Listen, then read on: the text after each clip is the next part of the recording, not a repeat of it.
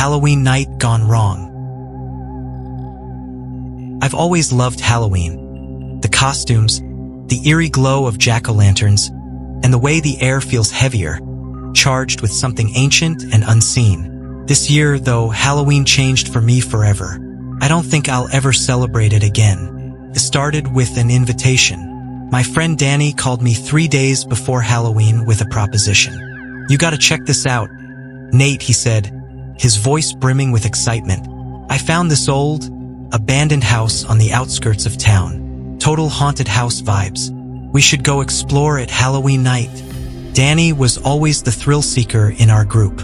Me, not so much. But he had a way of convincing people to go along with his plans.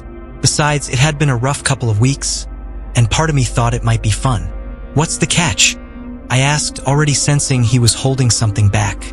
"No catch," Danny replied, though I could hear the smirk in his voice. "Just, it's been abandoned for years. Some weird history about the family that used to live there, but nothing crazy. Bring a flashlight and don't chicken out." On Halloween night, I met Danny and 2 others from our group, Sarah and Marcus, at the edge of the woods. The house was hidden deep within the forest, far enough from town that no one would stumble across it by accident. The air was crisp and damp, the moonlight casting long, skeletal shadows through the trees. Danny led the way, holding a lantern he'd bought for the occasion, while the rest of us followed, clutching flashlights. "You sure about this?" Sarah asked, tugging her coat tighter around her. "What if it's, I don't know, unsafe? Like, structurally?" "Relax," Danny said with a grin. "It's fine. Besides, if it's too creepy, we can always leave." Something about his tone made me uneasy, but I brushed it off. The house came into view about 20 minutes into our hike. It was worse than I'd imagined. The structure looked like it had been plucked straight out of a horror movie. The roof sagged in places, shingles missing like rotting teeth.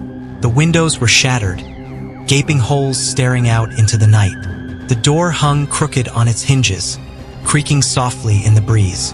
"Holy crap," Marcus muttered. "This place is straight up cursed." Danny laughed. "That's the point. Come on, let's check it out." Inside, the house was even darker and more unsettling. The smell of damp wood and mildew hit me immediately, and the floor groaned beneath our weight.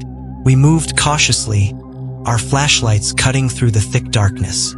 The walls were covered in peeling wallpaper, and broken furniture was scattered across the rooms. In one corner, a moldy armchair faced a long-dead fireplace, as if waiting for someone to return. "This is amazing," Danny whispered, though I couldn't imagine why. "Can we just look around and leave?" Sarah asked, her voice tight. Danny ignored her, shining his lantern down the hallway. "The real action is upstairs," he said, already heading for the staircase. The stairs were narrow and steep, creaking loudly with each step. I followed reluctantly, the others close behind. The second floor was worse, colder, darker, and filled with an oppressive silence that made my skin crawl. Danny stopped in front of a door at the end of the hallway. "This is it," he said, grinning. "What's it?" I asked, my patience wearing thin. "The room," he said cryptically, pushing the door open. Inside, the air was even colder. The walls were lined with shelves, but most of them were empty. A single chair sat in the center of the room, its back to us. "What's so special about this?" Marcus asked, shining his flashlight around. Danny hesitated. "This is where the family died." "What?" Sarah exclaimed, stepping back.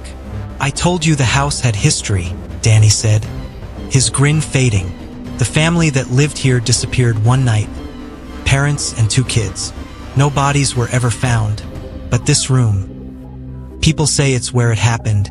"That's not funny, Danny," I said, my voice sharper than I intended. "I'm not joking," he replied, his tone unusually serious.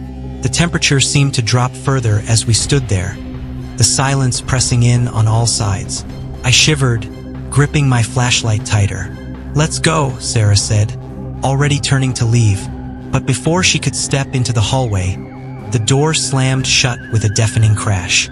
"Danny, what the hell?" Marcus shouted, spinning around. "It wasn't me," Danny said, his voice rising. I lunged for the doorknob, but it wouldn't budge. It felt like something was holding it closed from the other side. "What's going on?" Sarah cried, panic creeping into her voice. "I don't know," Danny yelled, pulling at the door. Then we heard it, a low, guttural whisper, coming from somewhere in the room. We froze, our flashlights darting wildly. The sound grew louder, an unintelligible murmuring that seemed to echo from the walls themselves. "Who's there?" I demanded, my voice shaking. The whispering stopped. Then, slowly, the chair in the center of the room began to turn. I couldn't breathe as it faced us fully, revealing its occupant. A woman sat there, her head tilted at an unnatural angle, her eyes wide and glassy. Her mouth hung open, as if frozen mid-scream. "Run!" I shouted, slamming my shoulder against the door. The door gave way, and we stumbled into the hallway, tripping over each other in our panic. Behind us, the whispers rose again, louder this time, chasing us down the stairs. We didn't stop until we were outside, gasping for air. The forest was eerily still, the house looming behind us like a dark, malevolent presence. "What the hell was that?" Marcus yelled, his voice cracking. No one answered. Danny, usually so cocky, looked pale and shaken. I didn't think it was real," he muttered. "What wasn't real?" I demanded, grabbing his arm. He hesitated, then said, "I read about the family. People said the house was cursed, that anyone who stayed too long would." He trailed off, his eyes darting toward the house. "Would what?" Sarah pressed. "Would never leave." We didn't wait to find out if it was true. We ran back to the cars, not daring to look back. But as we drove away, I couldn't shake the feeling that something was following us, lingering just beyond the headlights. That night, I dreamed of the woman in the chair, her dead eyes staring into mine. And when I woke up, I found a deep scratch on my arm, as if something had tried to hold on to me. We never talked about what happened that Halloween, but sometimes, late at night, I hear whispers in my room. A Halloween night to forget. The thing about Halloween is that it always feels like a safe scare. Costumes, decorations, horror movies. It's all controlled, contained. At least that's what I thought before last year. Now, I don't even want to hear the word Halloween. It started with an invitation from my friend Mark. Every year, he and his girlfriend, Ellie, hosted a big Halloween party at their family's cabin on the outskirts of town. This wasn't your typical costume party. It was a night full of elaborate pranks, eerie games, and enough alcohol to keep everyone from thinking about how far the cabin was from civilization. "Come on, Liz," Mark had said over the phone. "You've been working too hard. A night in the woods will do you good." He was right. I had been drowning in deadlines and late nights, so I figured a Halloween party could be a nice break. I packed a cheap vampire costume, grabbed my sleeping bag, and drove out to the cabin just as the sun was setting. The drive itself should have been my first warning. The closer I got to the cabin, the more the trees closed in around the narrow road. By the time I turned onto the dirt path leading to Mark's place, my cell service had completely vanished. The cabin came into view at the end of the road, its windows glowing with the warm light of jack-o'-lanterns and string lights. Cars were already parked in the makeshift lot, and I could hear muffled laughter and music spilling from inside. When I walked in, Mark greeted me with a plastic scythe and a grin. "Welcome to your doom," he bellowed theatrically. I rolled my eyes but couldn't help smiling. Ellie handed me a drink, and soon I was chatting with familiar faces, my worries fading into the background. Around midnight, Mark announced the main event, the Halloween Dare. Every year, he came up with some over-the-top challenge to scare his friends. This time, he had outdone himself. "There's an abandoned house about half a mile into the woods," he said, his eyes glinting with excitement. "Legend has it, a woman named Eleanor lived there decades ago. She was accused of witchcraft and hung by the townspeople. Her spirit still haunts the place, and anyone who steps inside is cursed." I laughed nervously. "So what's the dare?" Mark smirked. "Simple. You go into the house, grab a token I've hidden inside, and come back. You've already been in there? Someone asked. Of course, he replied too quickly. Looking back, his answer should have tipped me off. Most people at the party were too drunk or too scared to take the dare seriously. But a few of us, caught up in the Halloween spirit, agreed to give it a shot. Mark handed us flashlights and warned us to stick together. It's easy to get lost out there, he said, his tone unusually serious. We set off into the woods. Me, Ellie, a guy named Jason, and another girl I barely knew, Chloe. The forest was eerily quiet, the only sound the crunch of leaves under our boots. The further we walked, the more uneasy I felt. The air grew colder, and the trees seemed to press closer together, their branches twisting like skeletal fingers.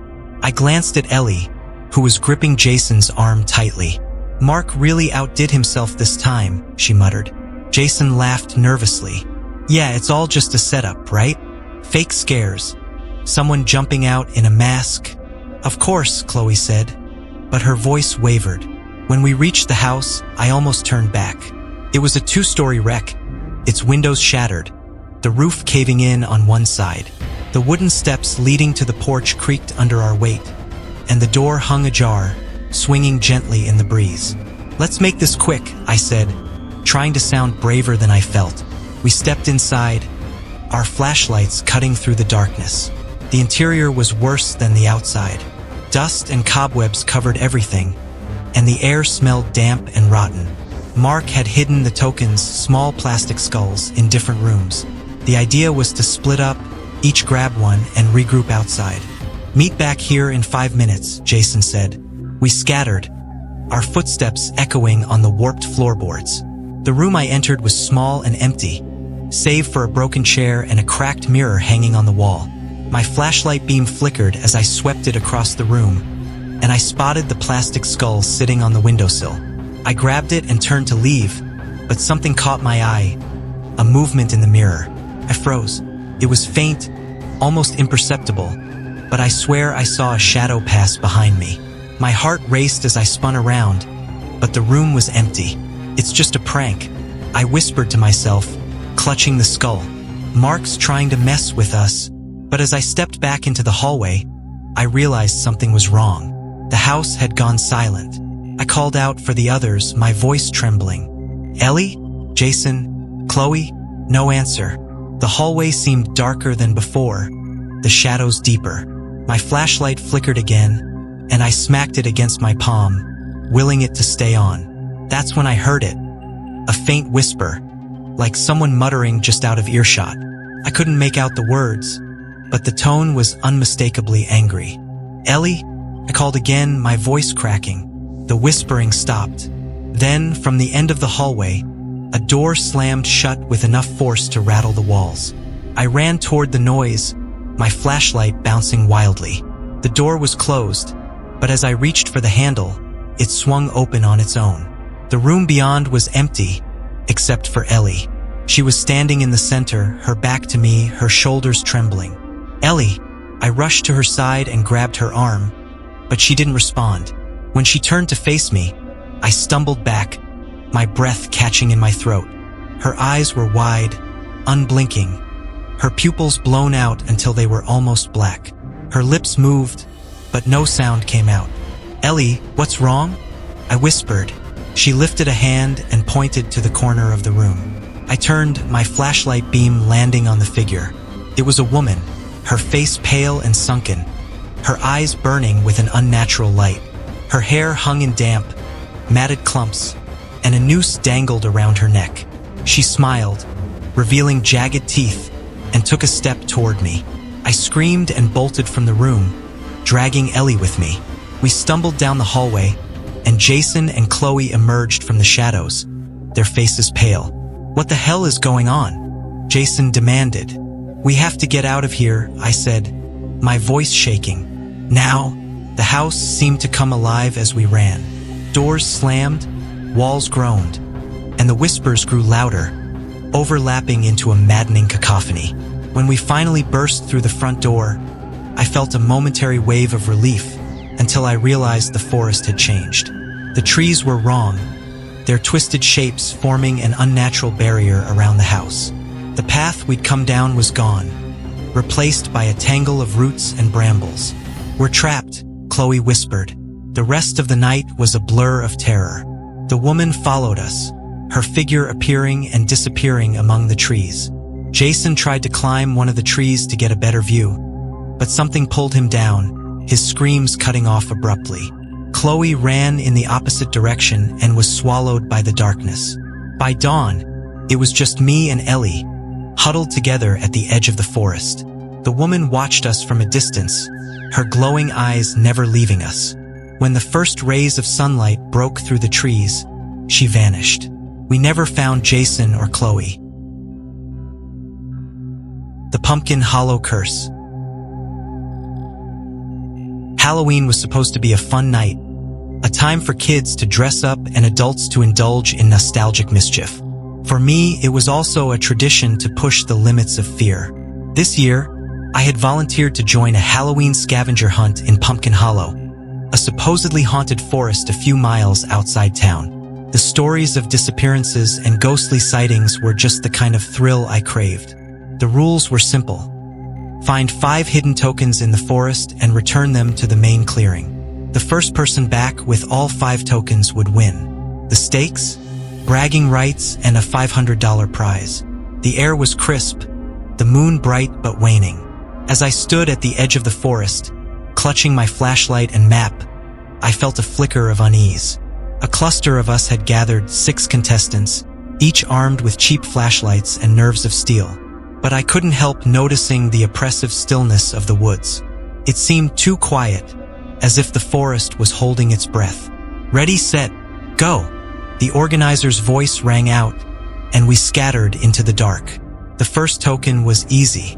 I found it tucked inside the hollow of a tree marked with fluorescent paint. I grabbed it and tucked it into my backpack. As I moved deeper into the forest, the night began to swallow me.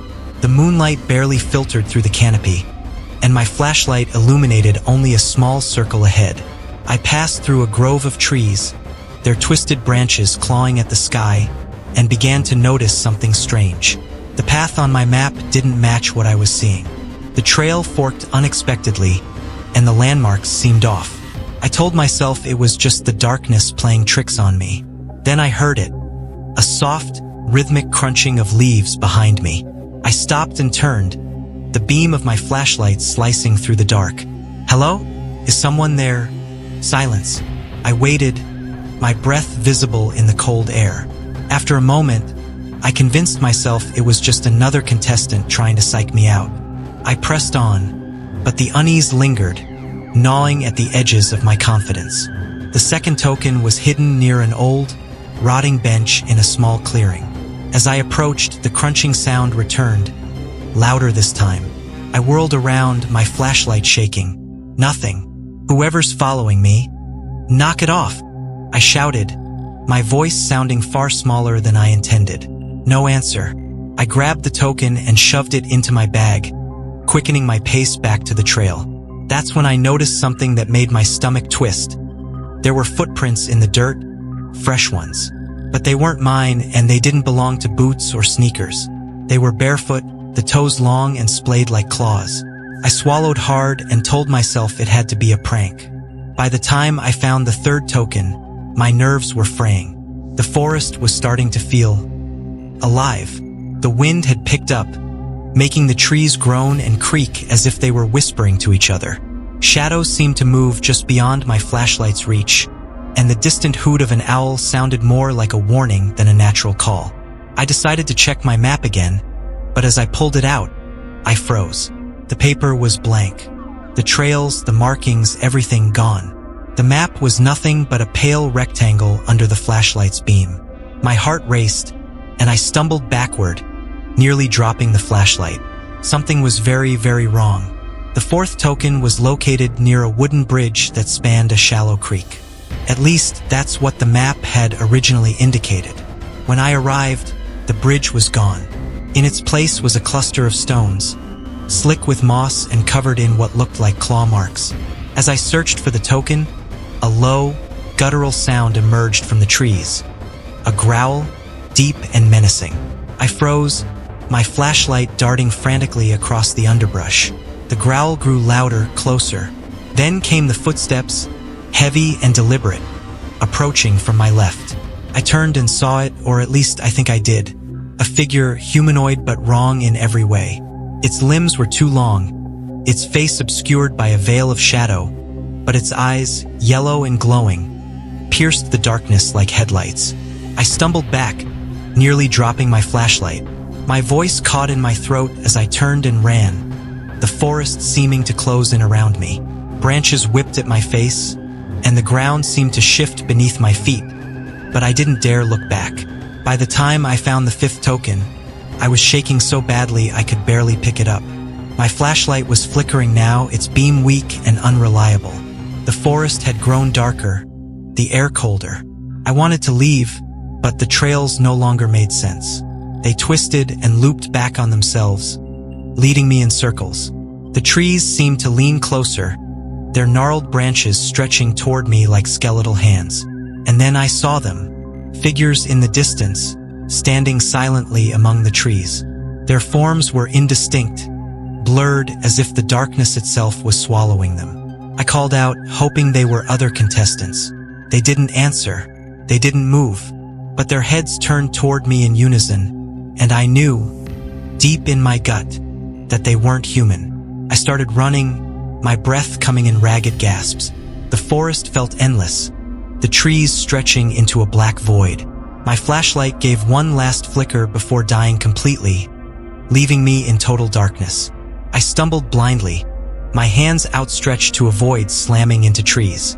The ground beneath me felt strange, soft and wet, like I was running through mud. And then I heard the laughter, high-pitched, childlike, and echoing all around me. It grew louder and louder, a cacophony of voices that seemed to come from everywhere and nowhere. My head throbbed, and my vision blurred. I tripped and fell, landing hard on the forest floor. The laughter stopped abruptly, replaced by a deafening silence. I looked up, and there it was, the figure from before, towering over me. Its face was still obscured, but I could feel its eyes boring into me, cold and merciless. It reached out a hand, long, clawed, and impossibly thin, and I screamed. When I woke up, it was morning.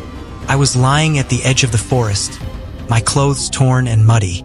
My flashlight was gone, as were the tokens. The organizers found me an hour later, wandering aimlessly along the road. I tried to explain what had happened, but they just gave me pitying looks. The other contestants were never found. It's been a year since that night, and I haven't set foot near Pumpkin Hollow. But sometimes, when the wind howls late at night, I hear the laughter again, and I know it's still out there, waiting. The last Halloween. The night of Halloween had always been my favorite. There was something thrilling about the crisp air, the crackle of fallen leaves underfoot, and the way the world seemed to shift ever so slightly. It was a night where reality blurred, and the strange became possible. But this Halloween, something was different. It began with a dare, as these things often do. My friends, Sam, Lisa, and Kevin, decided we'd explore the old Sullivan house on the outskirts of town. The place had been abandoned for decades, shrouded in whispered legends of tragedy and hauntings. It was the kind of house parents warned their kids to stay away from, the kind that kids couldn't resist. "You've got to stay in there until midnight," Kevin grinned as he handed me a flashlight. His face, painted like a skeleton, gleamed in the moonlight. "And no chickening out," Lisa added. She was dressed as a witch, her plastic wand waving mockingly in my direction. I rolled my eyes but took the flashlight. "Fine. But when nothing happens, you're all buying me pizza for wasting my time." Sam, ever the quiet one, just shrugged, his vampire cape flapping in the wind. The Sullivan house was everything you'd expect from a place with its reputation. The windows were shattered, the roof sagged, and the front door hung loosely on its hinges. Vines clawed their way up the walls like skeletal fingers, and the faint smell of mildew and decay wafted from the open doorway. "See you at midnight," Kevin called as the three of them stood at the gate, watching me. I stepped inside, my footsteps echoing unnaturally in the hollow space. The flashlight beam cut through the darkness, illuminating peeling wallpaper, broken furniture, and a staircase that looked like it might collapse at any moment. The air was heavy, thick with dust and something else, something I couldn't quite place. The first hour passed uneventfully. I wandered through the rooms, trying to ignore the eerie silence. The Sullivan house was just that, a house, a broken, forgotten shell of a home. I found myself in what must have once been the living room. A cracked mirror hung on the wall, reflecting the room in jagged fragments. A moldy couch sat against one wall, and a fireplace, long unused, was filled with cobwebs. I checked my phone. 10:47 p.m. Only an hour and a bit to go. That's when I heard it. A soft creak from upstairs, like the sound of someone shifting their weight on an old floorboard. I froze, every hair on my body standing on end. "Hello," I called, my voice shaky and thin. No response. I told myself it was the house settling, that old buildings made noises like that. But the rational part of my brain was drowned out by the pounding of my heart. I decided to stay put. Exploring further seemed unnecessary, not to mention stupid. But the creaking continued, soft and intermittent, as if someone or something was pacing just above me. I tried to focus on the sounds of the night outside. The wind howled, leaves rustled, and somewhere in the distance, an owl hooted. Normal sounds, comforting sounds. Then the pacing stopped, and something else began. It was faint at first, barely audible. A whisper, a voice, too low to make out words, but unmistakably there. My hands tightened around the flashlight. "Who's there?" I demanded, trying to sound braver than I felt. The whispering stopped. A sudden crash shattered the silence, coming from the direction of the kitchen. The sound of glass breaking, loud and sharp. I screamed, spinning around to face the noise. My flashlight flickered, the beam stuttering like a dying heartbeat. This was a mistake. I wanted to leave, but I couldn't. Not yet. Midnight was the deadline, and if I left early, Kevin would never let me live it down. But something was wrong with this house. I could feel it now, a weight pressing down on me, making it hard to breathe. The air was colder, the shadows darker. I forced myself toward the kitchen, every step a battle against the instinct screaming at me to run. The door was slightly ajar, swinging gently as if someone had just passed through. "Hello," I tried again, my voice barely more than a whisper. The flashlight beam swept across the room. Broken glass glittered on the floor, shards from what used to be a window. The wind whistled through the opening, carrying with it the faint scent of earth. And then I saw them. Footprints. They led from the broken window to the far corner of the kitchen, where they disappeared into the shadows. The prints were wet, as though someone or something had tracked mud inside. But they weren't shaped like any human footprint I'd ever seen. They were too long, with claw-like indentations at the toes.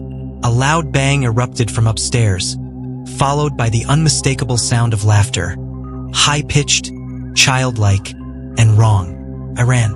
I didn't stop until I reached the front door, fumbling with the handle. It wouldn't budge. No matter how hard I pulled, it stayed firmly shut, as though the house itself was keeping me inside. "Come on, I muttered, panic rising. Behind me, the laughter grew louder, joined by the sound of footsteps descending the stairs. I turned, the flashlight trembling in my hand. The beam landed on the staircase, and my blood turned to ice. A figure stood there, halfway down the stairs. It was small, childlike, but its proportions were all wrong. Its arms were too long, its head tilted at an unnatural angle. Its eyes, black and bottomless, locked onto mine, and a smile stretched across its face, impossibly wide and full of teeth. "Stay," it said, its voice a guttural rasp. I screamed, throwing the flashlight at it. The beam went out as it hit the floor, plunging the house into darkness. I don't remember much after that. I must have blacked out, because the next thing I knew, I was lying on the porch outside, the first rays of dawn breaking over the horizon. Kevin, Lisa, and Sam found me there, shivering and pale. They laughed at first, thinking I was playing a prank. But when I didn't respond, their laughter turned to concern. I didn't tell them what I saw. Couldn't. That was a year ago. I haven't celebrated Halloween since. I've moved to another town, far away from the Sullivan house. But it doesn't matter. Every night I hear it. The laughter, the footsteps, the whispers. And when I look into the shadows, I see its eyes.